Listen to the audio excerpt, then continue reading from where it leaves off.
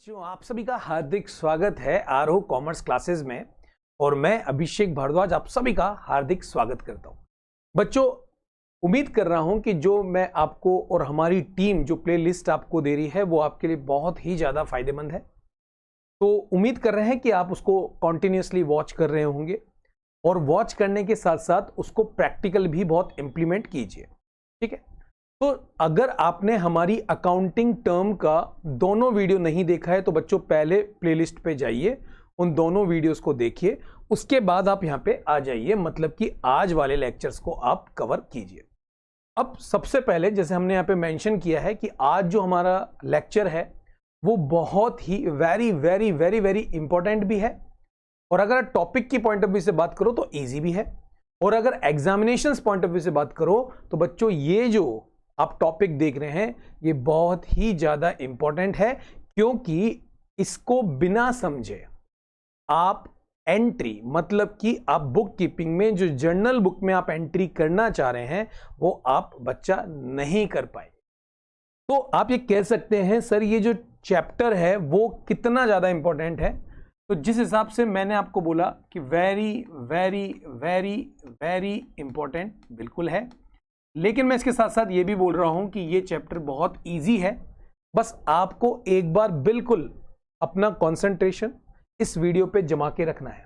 ठीक है, उम्मीद करते हैं सब कुछ आपका सेट हो चुका होगा, कुर्सी टेबल पे आप बैठ चुके होंगे, आपकी जो भी बुक है वो आप ला चुके होंगे, जो भी नोटबुक है वो भी ला चुके होंगे, पेन जिसमें इतनी सी इंक है वो भी आपके पास होगी, क्योंकि आप बहुत मेहनत करते हैं। तो आप मुझे उम्मीद है कि उसकी इंक बहुत कम होगी, नहीं तो बहुत से स्टूडेंट्स ऐसे होते हैं जिनका एंड ऑफ द ईयर जो इंक है वो पूरी की पूरी रहती है, बल्कि यूज इतनी सी होती है। लेकिन जो मेरे साथ हैं उन बच्चे तो जरूर प्रैक्टिस करेंगे, और कम से कम एक टारगेट जरूर बनाइए जब आप प्रैक्टिस करते हैं कि सब हम अकाउंटेंसी जब यूज करेंगे तो इसी पेन को हम यूज करेंगे, और ऐसे हम 3 पेन यूज करेंगे। अब मेरा कहने का मतलब क्या है कि इतनी प्रैक्टिस कीजिए कि पेन की इंक खत्म होती चली जाए और आप मास्टर बनते चले जाए और आपके कंसेप्ट्स बिल्कुल क्लियर हो जाए।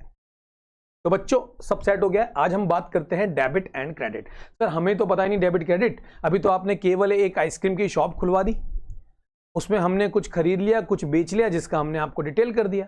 तो सर ये डेबिट एंड क्रेडिट क्या है इसको हम डिटेल में समझेंगे, लेकिन उससे पहले जैसे हमने हमेशा बोला कि आपको कुछ फाउंडेशन समझना बहुत जरूरी है।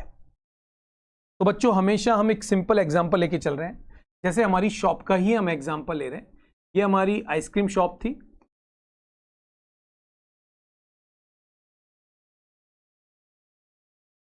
आइसक्रीम शॉप थी हमारी। इस आइसक्रीम शॉप के अंदर हमने बहुत सारे पर्सन से यहाँ पे बोल सकते हैं, जैसे मान लेते हैं राम जी, मोहन, राहुल, ये हमारे सप्लायर थे, मान लेते हैं हमको ये आइसक्रीम प्रोवाइड करते थे। ठीक है जी, और इसी तरीके से हमारे कुछ कस्टमर थे,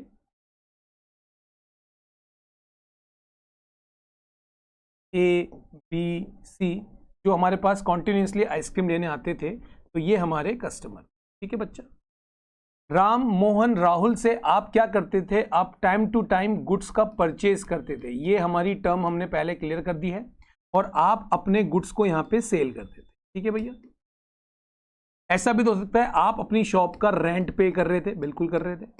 इस यहाँ पे एसी आपने लगा रखा था, इसकी इलेक्ट्रिसिटी का बिल आप पे कर रहे थे। तो आप देखो कितने सारे, अगर हम बात करें राम आपका क्या है, मोहन आपका क्या है, राहुल आपका क्या है, आप क्या बोलेंगे, ये हमारे सप्लायर है। लेकिन अगर आपने इन्हीं से क्रेडिट बेस पे गुड्स खरीदा है तो ये आपके क्या हो गए, क्रेडिटर हो गए, नहीं हो गए। तो अगर हम ये बात बोले कि सर राम, मोहन, श्याम, या ये रेंट, ये इलेक्ट्रिसिटी, या फिर ए बी सी, जितने भी जो भी हमसे कनेक्ट है उनको हमारी अकाउंटेंसी में हम इंडिकेट करेंगे कि ये हमारा अकाउंट है। मतलब कि सेम नेचर या सेम नेचर के टाइप को एक जगह एक हेड के अंदर रख देना, उन सबको हम अकाउंट की डेफिनेशन में बोलते हैं। मतलब क्या, अगर हम बात करें राम, तो राम को हम ट्रीट करेंगे राम अकाउंट। अगर हम बोले रेंट तो हम ट्रीट करेंगे रेंट अकाउंट। अगर हम बोले हमने खर्चा किया है सर, हमने हमारे एम्प्लॉय को सैलरी दी है, तो हम बोलेंगे सैलरी अकाउंट। अच्छा सर, अगर हमने परचेज किया है तो परचेज अकाउंट, अगर हमने सेल किया है तो सेल अकाउंट, अगर हमने कमीशन दिया है तो कमीशन अकाउंट। इसका मतलब जो ये जितने भी हमारे बिजनेस से कनेक्ट कर रहे हैं, चाहे वो इंटरनल फैक्टर हो चाहे वो एक्सटर्नल हो, जो हमारी अकाउंट को इफेक्ट कर रहे हैं, उन सबको हम अकाउंट कहते हैं बच्चों। ACCOUNT, याद रखिएगा ये टर्म, ACCOUNT, अकाउंट। मतलब अगर आपने रवि को माल बेचा है तो आप बोलोगे रवि अकाउंट। तो रवि से रिलेवेंट सारी इंफॉर्मेशन, आज बेचा कल उससे खरीदा फिर उसको लौटाया, तो रवि से रिलेवेंट जितनी भी इंफॉर्मेशन है वो एक जगह पे आप रख दोगे। तो अल्टीमेटली जिस जगह पे आप वो रख रहे हो वो क्या कहलाएगा, रवि का अकाउंट। तो मुझे आप जब भी मैं आपसे पूछूंगा भैया रवि का हालचाल क्या है, आप क्या बोलोगे, सर रवि अकाउंट को उठाओ उसको देखो, जैसे मैं देखूंगा कन्वर्ट करूंगा तो मुझे पता लग जाएगा रवि से रिलेवेंट हमने ये माल बेचा, ये माल उसने रिटर्न कर दिया। तो वो एक जो पूरा का पूरा हेड है जिसके अंदर वो सारा का सारा डिटेलिंग है, it is also known as account. ठीक है बच्चों, ये होता है अकाउंट। तो अकाउंट के अंदर केवल और केवल उससे रिलेटेड हम अकाउंट की इंफॉर्मेशन, अमाउंट की इंफॉर्मेशन नहीं रखते, उसके साथ साथ हमारा जो अकाउंट है वो हमें ये इंडिकेट भी करता है, डायरेक्शन भी बताता है कि भैया इस आदमी से पैसा लेना है या देना है, या हमारा कितना रेंट खर्च हो गया, हमारी कितनी सैलरी खर्च हो गई। तो डायरेक्शन भी तो दे रहा है हमको कि हमने यार इतना रेंट दे दिया यार, क्यों ना हम हमारी खुद की बिल्डिंग ले लेते। मेरा पॉइंट समझ रहे हो? तो हमारा जो अकाउंट है सबसे पहले तो वो अमाउंट तो मेंशन करता ही करता है, लेकिन उसके साथ साथ आपको डायरेक्शन भी देता है, पहली चीज। ठीक है, चलिए इसको हम एक बार के लिए ये देखते हैं कि हमारी सबसे पहली जो टर्म है वो टर्म हमने क्या सीखी, अकाउंट। सबसे फर्स्ट टर्म जो हमने यहां पे सीखनी है वो फर्स्ट टर्म सीखनी है अकाउंट। अभी हमने बोला कि अकाउंट की स्पेसिफिकेशन में नंबर 1, एक तो जितना भी उस अमाउंट के रिलेटेड, जितना भी हेड के रिलेटेड अमाउंट है उस अमाउंट को ये अपने अंदर शो करता है। सेम टाइप के कैरेक्टरिस्टिक्स को अपने पास रखता है। जैसे राम की बात करेंगे तो राम के जितने भी होंगे, राम को हमने कुछ भी माल, राम जयपुर वाला, उस राम जयपुर वाले के साथ जो भी ट्रांजेक्शन हमने किया है वो बात करेंगे। सर राम कोटा वाला, तो वो राम कोटा वाला का एक अकाउंट होगा, ये राम जयपुर वाले का अकाउंट है, जब भी तो आप देख पाओगे, स्पेसिफिक कर पाओगे। और उसके साथ साथ हमारा जो अकाउंट होता है वो हमें क्या देता है, डायरेक्शन। भैया इस आदमी के साथ काम करना है नहीं करना, बहुत सारा उधारी हो गया यार, हमारा खर्चा बहुत ज्यादा हो रहा है, ये सब। तो अकाउंट अगर बनेगा तो वो हमारे लिए इस तरीके से बेनिफिट देगा। और जब भी हम अकाउंट प्रेजेंट करेंगे हमारी बुक में, तो मान लेते हैं जैसे राम की हमने बात करी तो हम कैसे लिखेंगे, राम अकाउंट। हमने बोला सैलरी, तो हम एग्जाम्पल के तौर पे इसको कैसे लिखेंगे, सैलरी अकाउंट।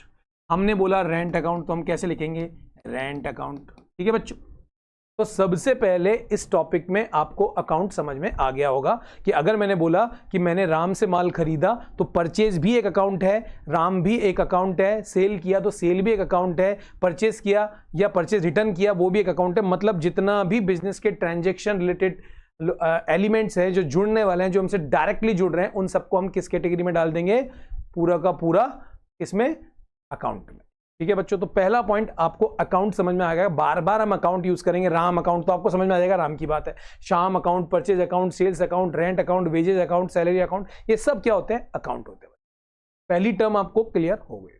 अब बात ये आती है, सर ये तो बताओ इस अकाउंट का चेहरा कैसा है, इसका फॉर्मेट कैसा है, कैसे ये बनता है, थोड़ा हमें दर्शन तो करवाओ जिससे हमको पता लगे कि हमें 11वीं 12वीं 11th 12th first year second year सब इसी के साथ तो खेलना है, हमको अकाउंट ही तो बनाना है। जिस भी फ्रेंड से मिलते हैं, तूने कॉमर्स लिया है, तू तो अकाउंट ही बनाता रहेगा, तो ये अकाउंट का दर्शन तो करवाओ सर। तो कैसा अकाउंट होता है उसके बारे में हम देख लेते हैं। इसमें आता है आपका पर्टिकुलर्स, क्या होता है हम बात करेंगे। इसके अंदर हम बोलते हैं JF, इसको हम बोलते हैं अमाउंट। अगेन वापस रिपीट होगा, डेट, पर्टिकुलर्स विवरण जिसे बोलते हैं हिंदी में, JF एंड अमाउंट। कोई भी अकाउंट, चाहे रेंट अकाउंट हो, चाहे सैलरी अकाउंट हो, चाहे कमीशन अकाउंट हो, चाहे राम अकाउंट हो, श्याम अकाउंट हो, बेटा फॉर्मेट यही रहता है। और यहां पे आप देख रहे हैं कि दो साइड आपको दिख रहे हैं, इस साइड को हम बोलते हैं DR और इस साइड को हम बोलते हैं CR। सर ये DR और CR क्या होता है? तो अभी के लिए आप ये याद रखो, इसको बोलते हैं DR, मतलब हमारी भाषा में जो हमारा लेफ्ट साइड है उसको हम बोलते हैं, ये हमारा अकाउंट का लेफ्ट साइड है, इसीलिए इसको बोलते हैं डेबिट अकाउंट के अंदर। और ये जो आपको यहाँ पे CR दिख रहा है बच्चों, इसको बोलते हैं हमारी अकाउंटेंसी में क्रेडिट साइड, जिसको हम बोलते हैं क्रेडिट साइड के साथ ये जो साइड होती है ये कौन सी होती है? आपकी राइट साइड। याद रखिएगा, अकाउंट में, अकाउंट के अंदर ये आपको यहाँ पे ऑप्शंस देखने को मिलते हैं कि आपके, ये अगर मैं बीच में की बात करूं तो ये साइड हो गया आपका DR का और ये साइड हो गया CR का, मतलब कि लेफ्ट साइड हमेशा डेबिट को बताएगा और ये वाला जो साइड है राइट साइड आपको हमेशा क्रेडिट को बताएगा। अब इसके अंदर एंट्री कैसे करेंगे वो सब बात की चीज है, केवल आप ये समझ लीजिए कि यहाँ पे अगर मैंने रेंट की बात करी है तो रेंट से रिलेवेंट जितने भी ट्रांजेक्शन, चाहे वो इस साइड है डेबिट साइड है चाहे क्रेडिट साइड है, वो यहाँ पे शो होंगे।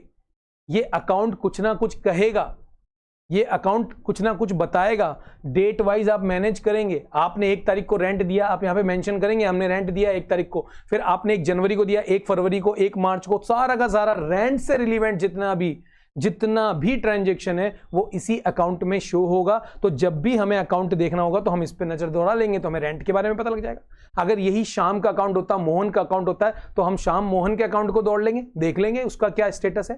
तो यहां से हम आसानी से पता लगा सकते हैं।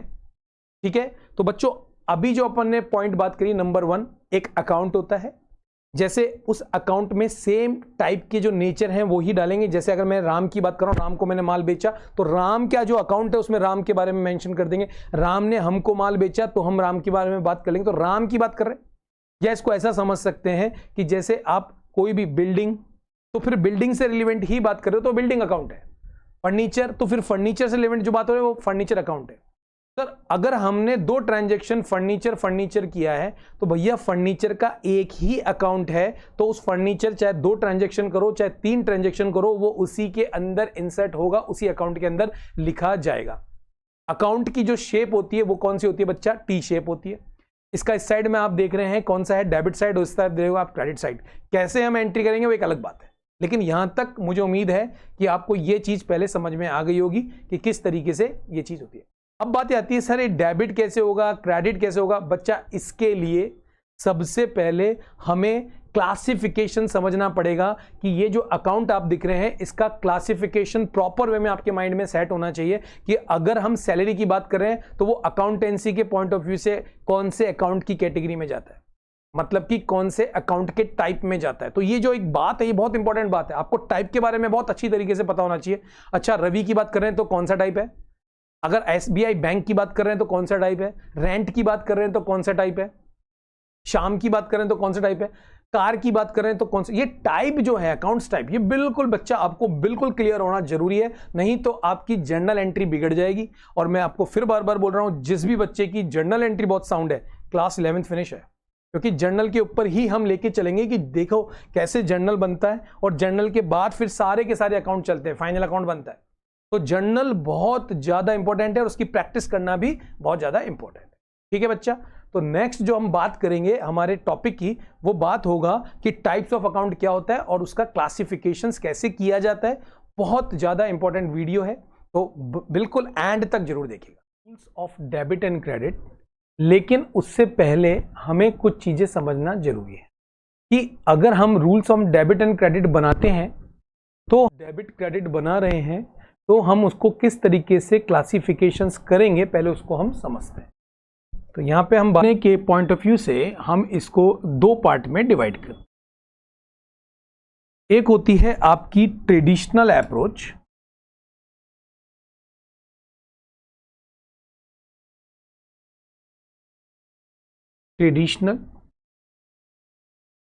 और एक होती है आपकी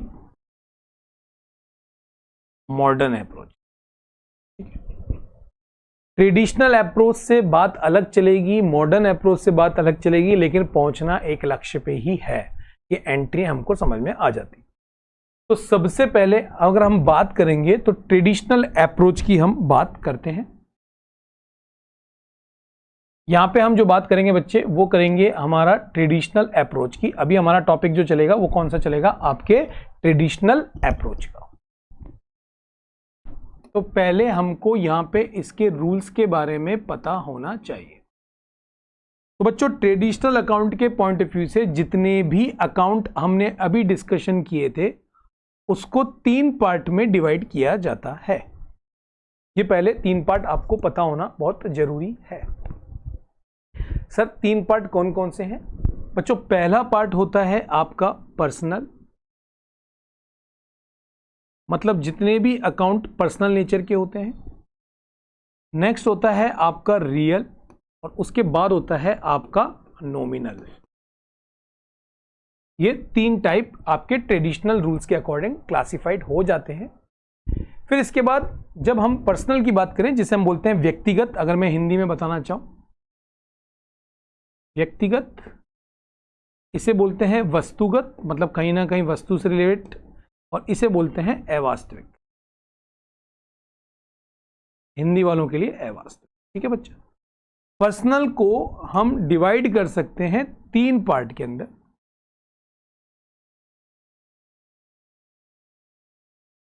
एक होता है आपका नेचुरल, एक होता है आपका आर्टिफिशियल, और एक होता है आपका रिप्रेजेंटेटिव।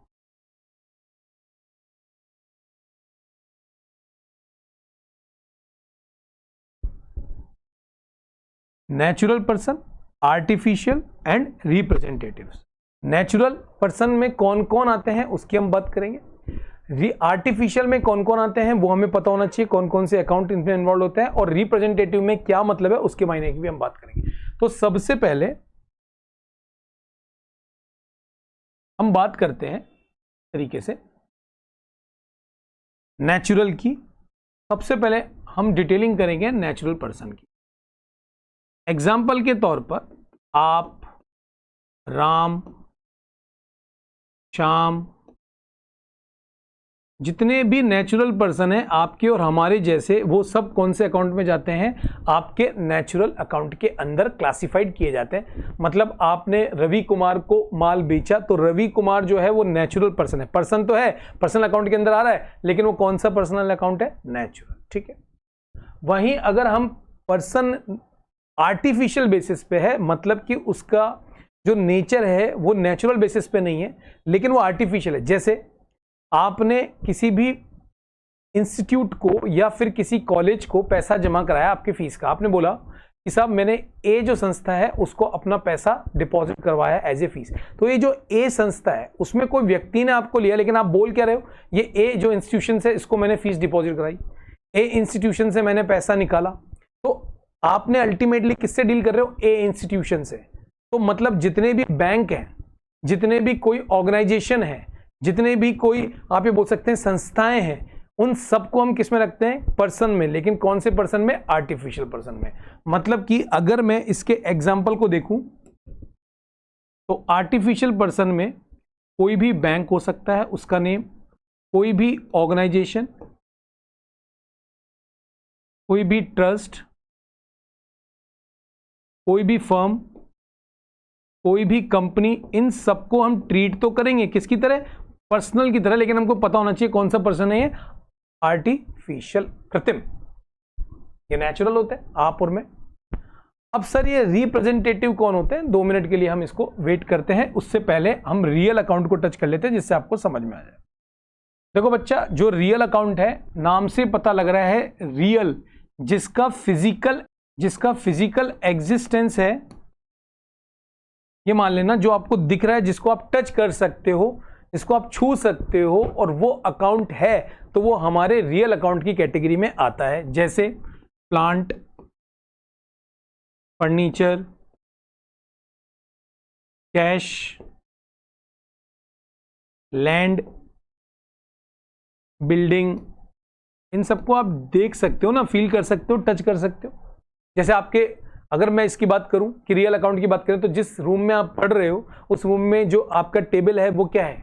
टच कर सकते हो, छू सकते हो, रियल है। आप खुद कौन हो गए? आप पर्सनल हो गए अकाउंट की डेफिनेशन के अंदर, कि आप पर्सनल नेचुरल पर्सन हो। तो ये जो एग्जांपल आपको देख पा रहे हैं, ये बच्चा होता है रियल अकाउंट का। तो उसको प्रैक्टिकली समझने की कोशिश करो कि आपने अपने स्कूल में फीस जमा कराई, जो स्कूल का नेम है मान लो डीपीएस की बात करते हैं तो डीपीएस जो है वो हमारा पर्सनल की तरह है, लेकिन कौन सा पर्सन है? आर्टिफिशियल। हमने सर फीस रवि कुमार को जमा कराई या सर आपको जमा कराई, तो जो मेरा नेम है वो ट्रीटमेंट करेगा आपके नेचुरल पर्सन की तरह, राइट। रिप्रेजेंटेटिव क्या है हमने छोड़ दिया, और रियल के बारे में हमने बात कर ली है कि जो इसके अंदर प्लांट, फर्नीचर, कैश और लैंड इंक्लूड किए जाते हैं बच्चों। अब बात आता है सर जो कि बहुत ही ज्यादा इंपॉर्टेंट है इसके समझने के पॉइंट ऑफ व्यू से, कि सर ये नॉमिनल अकाउंट क्या होता है? ये नॉमिनल अकाउंट क्या है? सर हमको पर्सनल समझ में आ गए, हमको रियल समझ में आ गए, अब हमें नॉमिनल भी समझना है जिससे कि हमारी और क्लैरिटी हो जाए। तो ऑल एक्सपेंसेस एंड इनकम, जितने भी आपके एक्सपेंसेस हैं जिसमें आपके लॉस भी आ गए, और इनकम की बात करें तो आपकी रेवेन्यू आ गया, प्रॉफिट आ गया, उन सबको कौन से अकाउंट में क्लासिफाइड किया जाता है? नॉमिनल अकाउंट के अंदर क्लासिफाइड किया जाता है।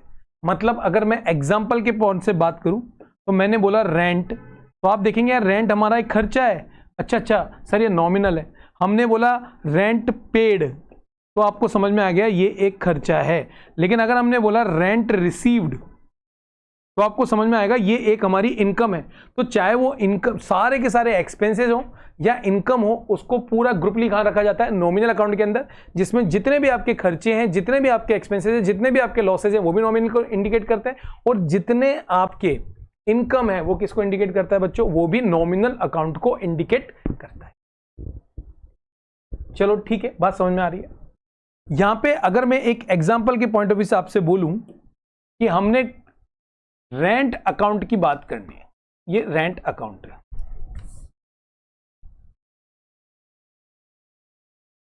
अब मैं आपसे पूछ रहा हूं, बताओ ये रेंट अकाउंट, पहली बात तो ये बताइए सबसे पहले कि रेंट खर्चा है या इनकम है। जब तक आपको आगे ये मेंशन ना करे कि रेंट रिसीव्ड है तो तभी आप फील कर सकते हो ये मेरी इनकम है, अदरवाइज आपको एक्सपेंसेस ही मानना पड़ेगा, क्योंकि आपने जो नियम पढ़े हैं, रूल्स पढ़े हैं, उसमें लिखा होता है पहले एक्सपेंसेस एंड लॉसेस को राइट ऑफ किया जाता है, एकदम से आप इनकम नहीं मान सकते। तो उसके बेसिस पे आप ये रेंट लिख रहे हो तो ये रेंट आपके लिए खर्चा ही है जब तक इसके ऊपर रिसीव्ड वर्ड नहीं लगा हुआ है। ठीक है बच्चा, अब बात ये आ रही है सर ये रेंट है, ठीक है, हमारी टर्मिनोलॉजी में हमने दो वर्ड्स देखे थे, एक देखा था आउटस्टैंडिंग और एक देखा था हमारे प्रीपेड। अगर मैं आपको ये बोलूं कि ये रेंट है तो बिल्कुल ये नॉमिनल अकाउंट है, लेकिन अगर इस रेंट के आगे, याद रखिएगा इस रेंट के आगे, अभी के लिए मैं एक बार के लिए इसको रफ कर देता हूं बच्चा, प्रीपेड, एक्रूड, अनअर्न्ड, मतलब कि आउटस्टैंडिंग रेंट या प्रीपेड रेंट या एक्रूड रेंट या अनअर्न्ड रेंट। तो आउटस्टैंडिंग रेंट क्या होगा? किसी ना किसी पर्सन का, किसी ना किसी कंपनी का जो आपको किराया देना है, पेंडिंग ही तो है। तो कहीं ना कहीं अगर कोई पर्सन है, मतलब आउटस्टैंडिंग रेंट, यार हमको रवि को रेंट देना है यार, तो वो कहीं ना कहीं पर्सन इन्वॉल्व है। तो वो आउटस्टैंडिंग रेंट जो है वो अकेला रेंट तो नहीं है, अगर रेंट होता तो आप नॉमिनल अकाउंट मान लेते, लेकिन आउटस्टैंडिंग रेंट किसी ना किसी पर्सन, किसी ना किसी फर्म, किसी ना किसी कंपनी की पड़ी हुई है पेंडिंग, तो कहीं ना कहीं इसके पीछे कोई ना कोई पर्सन इन्वॉल्व है। इसीलिए जब ये चार वर्ड किसी नॉमिनल अकाउंट के साथ या नॉमिनल इनकम के साथ ऐड हो जाते हैं तो वो चले जाते हैं आपके पर्सनल में रिप्रेजेंटेटिव पर्सन के अंदर, रिप्रेजेंटेटिव पर्सन के अंदर चले जाते हैं। याद रखना बच्चों। तो बच्चों हमने अभी क्या देखा कि जो हमारे ट्रेडिशनल रूल्स है उसको हम तीन टाइप्स में डिवाइड कर सकते हैं। सबसे पहले personal, real and nominal. Real की तो बात ही खत्म हो गई, जिसको हम टच कर सकते हैं, छू सकते हैं। आपके रूम में आप देखोगे आपका ट्यूबलाइट्स, आपका लैंप, ये आप टच कर सकते हो, छू सकते हो, रियल अकाउंट के अंदर है सर। वहीं राम, श्याम, मोहन आपके नेचुरल पर्सन है, ठीक है। आपने एसबीआई में पैसा जमा कराया, एसबीआई, आपने डीपीएस में फीस जमा कराई, हमने आरओ कॉमर्स क्लासेस में हमारी ट्यूशंस ली तो आपने आरओ कॉमर्स क्लासेस को फीस जमा कराई। तो ये जो प्रोसीजर्स आप देख पा रहे हैं ये सारा का सारा आपके आर्टिफिशियल पर्सन में चला जाता है। वहीं अगर मैं आपको बोलूं कि आपने रेंट पेड किया, आइसक्रीम के एग्जांपल जो हमारी शॉप थी उसका रेंट हमने पे किया, हमने जो हमारा एम्प्लॉय था उसकी सैलरी दी, हमने इलेक्ट्रिसिटी का बिल दिया, हमने वाटर बिल दिया, तो ये सारे के सारे एक्सपेंसेज हैं और ये सारे के सारे नॉमिनल अकाउंट में चले जाते हैं। लेकिन जब आप रेंट आउटस्टैंडिंग कर देते हैं, प्रीपेड कर देते हैं, एक्रूड इनकम कर देते हैं, ये सब काट किसको करती है? पर्सनल को, लेकिन कौन से पर्सनल? रिप्रेजेंटेटिव, क्योंकि ये क्लासिफिकेशन बहुत जरूरी है डेबिट एंड क्रेडिट के रूल्स को पकड़ने के लिए, याद रखिएगा, क्योंकि डेबिट एंड क्रेडिट्स के जो गोल्डन रूल्स हैं वो आपको एंड तक पकड़ना है। रूल्स क्या है वो हम बाद में बात करेंगे, अभी आपको ये क्लासिफिकेशन समझ में आना चाहिए। तो इसको और भी थोड़ा क्लैरिटी के लिए हम एक छोटा सा एग्जांपल बनाते हैं और हम आपको टेस्ट करते हैं कि देखो आपने बिल्कुल सही इसको ग्रिप किया है या नहीं किया। तो पहला अकाउंट है कैप बिल्डिंग, दूसरा है आपके पास प्लांट, फिर है हमारे पास सैलरी। ये सब आपके अकाउंट हमने यहां पे मेंशन कर रखे हैं। और मान लेते हैं राम कुमार, SBI बैंक,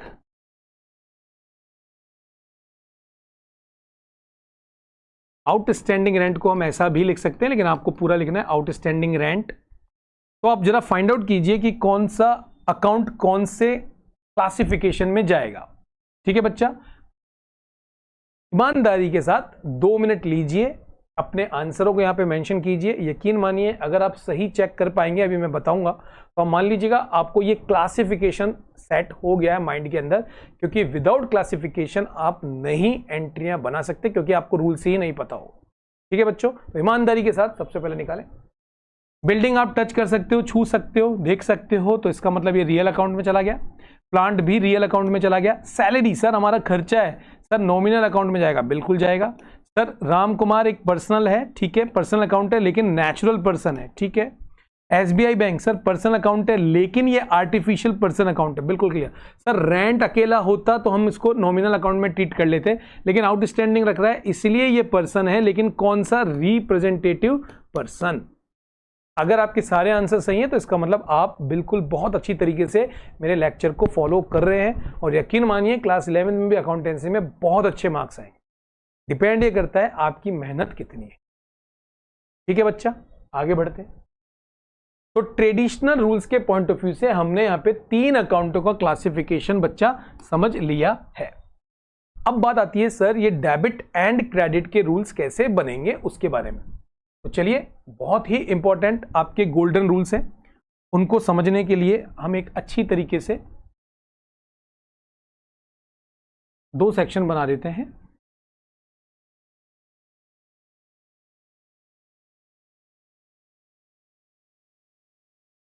एक आपका डेबिट है, एक आपका क्रेडिट है। याद रखिएगा जब भी हम कोई ट्रांजैक्शन या एंट्रियां बनाते हैं तो उसके अंदर 2 साइड होती है, एक डेबिट साइड और एक क्रेडिट साइड। जब भी आप कोई जनरल एंट्री बनाते हैं, जैसे अगर मैं एंट्री का एक एग्जांपल आपको देना चाहूं, तो एग्जांपल के तौर पर सिर्फ अभी आपको मैं बता रहा हूं कि हमने एक एंट्री लिखी है, purchase account DR to cash account, मान लीजिए। तो यहां पे हमने परचेज अकाउंट लिखा है, परचेज अकाउंट DR डेबिट को DR से, to cash account CR। To का लगना मतलब CR है ऑटोमेटिकली, उसको CR लगाने की जरूरत नहीं है। टू लगाने का मतलब है CR को इंडिकेट कर रहा है। तो डेबिट ऊपर रहेगा, क्रेडिट नीचे रहेगा। हमेशा पॉइंट याद रखिएगा, डेबिट ऊपर क्रेडिट नीचे, डेबिट ऊपर क्रेडिट नीचे। तो अगर हम ट्रेडिशनल के अकॉर्डिंग रूल्स देखें तो सबसे पहले अगर हम पर्सनल अकाउंट को पकड़ने की कोशिश करें तो बोलता है डेबिट, जो भी आपके रिसीवर होता है वो हमेशा डेबिट होता है, और जो गिवर होता है वो हमेशा क्रेडिट होता है पर्सनल अकाउंट के अकॉर्डिंग। अगर हम रियल अकाउंट को फॉलो करें तो जो भी आपके बिजनेस में व्हाट्स कम, क्या आ रही है, एंड व्हाट्स गोज, क्या जा रही है, कौन सी चीज आ रही है, व्हाट्स कम व्हाट्स गोज। ठीक है, जो आ रही है उस सबको आप क्या करेंगे, आने वाली चीज को,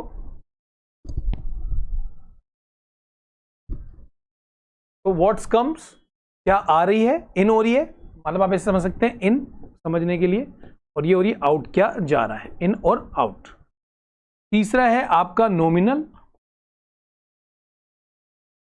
नॉमिनल अकाउंट बोलता है जितने भी आपके ऑल एक्सपेंसेस हैं या फिर लॉसेज हैं वो सब डेबिट में जाएगा, और जितने भी आपकी इनकम है या फिर प्रॉफिट्स है वो सब आपके क्रेडिट में जाएगा। रूल्स पकड़ लेना, बहुत इंपॉर्टेंट रूल्स है ये। आपको बार बार जब भी आप शुरू में इनिशियली लेवल 10-15 क्वेश्चंस जनरल के करेंगे तो ये रूल्स आपको याद रहना चाहिए कि अगर हमारे ट्रांजैक्शन में पर्सनल अकाउंट का इफेक्ट आ रहा है तो जो भी रिसीवर है, हिंदी में पाने वाला जो है, उसको हम डेबिट करते हैं और देने वाले को, जो हमको दे रहा है, उसको हम क्रेडिट करते हैं। पाने वाला कोई व्यक्ति तो होगा, इसलिए पर्सनल अकाउंट है। और जो चीज आ रही है उसको हम डेबिट करते हैं और जो चीज जा रही है उसे हम क्रेडिट करते हैं। जितने भी हमारे लॉसेज हैं, एक्सपेंसेस हैं, उनको हम डेबिट करते हैं और जितनी भी हमारी इनकम है, प्रॉफिट्स, हम उसको क्रेडिट करते हैं। तो आपको हमेशा जब एंट्री बनानी होती है, एक पॉइंट याद रखिएगा, हमेशा बिजनेस के लिए एंट्री बनानी है, ना कि बिजनेस के ओनर के लिए एंट्री बनानी है। मतलब कि ये मान के चलो कि अगर आइसक्रीम का जो बिजनेस था हमारे एग्जांपल में, तो आप आइसक्रीम शॉप के बाहर बैठे हुए हो, आप अकाउंटेंट, आप मुंशी किसके हो? आप किसके मुंशी हो? आप उस पर्सन जो है, ऑनर है, जो राम कुमार थे, उनके वो नहीं हो। आपको, आपका धर्म क्या है, आपका वर्क क्या है कि मुझे प्रॉपर वे में अकाउंटिंग बना के देनी, क्योंकि मैंने अकाउंट्स की नॉलेज रखता हूं। तो जो आप जनरल एंट्री करते हो उसमें आप बिजनेस के पॉइंट ऑफ व्यू से सोचते हो कि हमारे बिजनेस में पैसा किसने हमको दिया या हमने क्या दिया।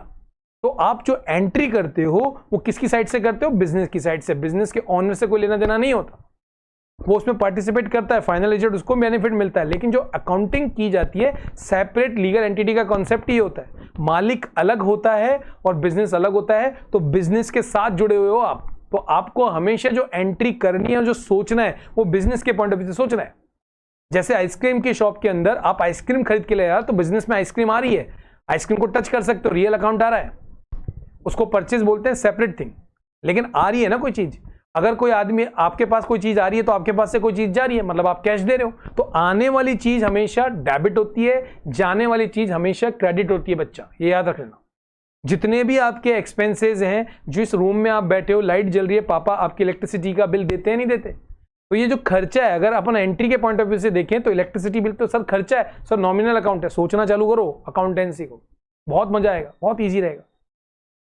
बात समझ में आया? और जब भी हम इसको एंट्री बनाएंगे तो डेबिट पहला ढूंढते हैं और उसके बाद हम क्रेडिट ढूंढते हैं, और दोनों डेबिट एंड क्रेडिट इक्वल होने जरूरी है। मतलब अगर मैंने यहां पे 100 लिख दिया तो क्रेडिट भी 100 होना जरूरी है। सर डेबिट में केवल एक ही अकाउंट आता है, 2 भी आ सकते हैं, आ सकते हैं, 3 भी आ सकते हैं, आ सकते हैं, क्रेडिट में भी 3 आ सकते हैं, लेकिन टोटल 100 ही होगा। ये बहुत इंपॉर्टेंट पॉइंट है बच्चों, याद रखना। तो ये जो आप यहां पे रूल्स देख रहे हो ना बच्चों, ये रूल्स को आपको बहुत अच्छी तरीके से कहां पे सेट कर लेना है, यहां पे और यहां पे।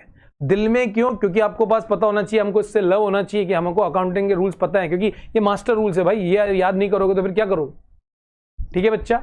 तो इस सेक्शन में मैंने ओनली और ओनली आपको इस रूल्स के बारे में बता दिया है। अभी हमने एंट्री की चर्चा नहीं करी है किसी भी तरीके की। एक और क्वेश्चन आपके लिए देखे जा रहे हैं कि अगर मैं बोल रहा हूं कैपिटल अकाउंट, तो आपको क्लियर होना चाहिए, हाँ जिसने पैसा लगाया वो कैपिटल अकाउंट होता है, आपको पता है कैपिटल मिलता है। और मैंने बोला ड्राइंग्स, तो कैपिटल तीनों में से, मतलब कि पर्सनल, रियल एंड नॉमिनल में से कौन सा अकाउंट है और ड्राइंग्स कौन सा अकाउंट है, ये आपको बता देगा ना। बस मैं हिंट बोल रहा हूं क्योंकि ये दोनों में पर्सन इन्वॉल्व रहता है, मालिक इन्वॉल्व रहता है, तो आप इससे समझ जाएंगे कौन सा अकाउंट है। फिर भी आपका ये होमवर्क है। तो बच्चों इस सेशंस में उम्मीद करते हैं कि आपको जो रूल्स है उसका ये जो पहला पार्ट है ये आपको अच्छी तरीके से समझ में आएगा। प्लीज लाइक, शेयर, सब्सक्राइब जरूर करें और ज्यादा से ज्यादा अपने मित्रों के साथ फ्रेंड सर्कल में जरूर शेयर करें, क्योंकि मैं यहाँ पे बिल्कुल सिंपल लैंग्वेज में आपको समझाने वाला हूँ एक एक चीज। तो प्रैक्टिकली समझेंगे और अच्छी तरीके से समझेंगे, जिससे कि हमारा टारगेट पूरा हो सके, मतलब कि हमें सब्जेक्ट बहुत अच्छी तरीके से आ सके। सब्जेक्ट अगर अच्छी तरीके से आ गया तो मार्क्स तो आना ही आना है बच्चों। ठीक है बच्चों, आज के लिए इस वीडियो में इतना ही। इसके नेक्स्ट पार्ट में देखेंगे मॉडर्न अप्रोच को कैसे फॉलो करते हैं।